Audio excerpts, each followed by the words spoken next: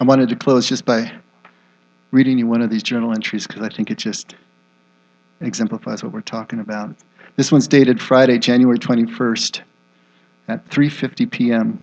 That'd be 1993. I'm at an airport. Airports are a great place to see things. Well, maybe not so much anymore. Back in the day when you could just actually go and sit in the terminal.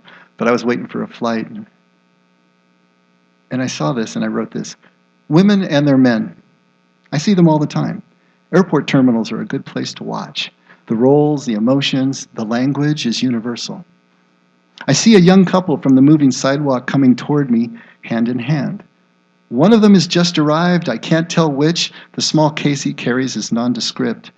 They talk. She is smiling. Looks up at his eyes. Back forward again. Up. Back. So much is said with her eyes. I can only imagine. I watch him. He's talking, but looks forward. She alternately at him and back ahead. What I see in her eyes, he hasn't seen as long as I watch. They pass, and I watch their backs. I see her profile lifted up to his face, but only the back of his head, minding the tiller. I've seen this before. Why is it so much easier for women to know where to look, where to keep their eyes, moving through their lives with their eyes fastened to the sides, on the eyes of those who travel with them, their men more intent on destination, the negotiation of the journey? And how do women keep that look in their eyes as they search up into the profiles of their men? Last Wednesday night, we got a video of scientists trying to teach human language to apes and dolphins. You thought it would be great to watch the dolphins you saw in the pictures on the box, but we're bored, as I knew you'd be when I tried to talk you out of it. Even so, a segment stays in my mind. One man, a very famous scientist, spent 3 years raising an infant chimp and trying to teach him sign language. He named the chimp Nim. Nim did very well, learned several hundred signs. But funding ran out, the project was disbanded, and Nim went to a zoo or something like it.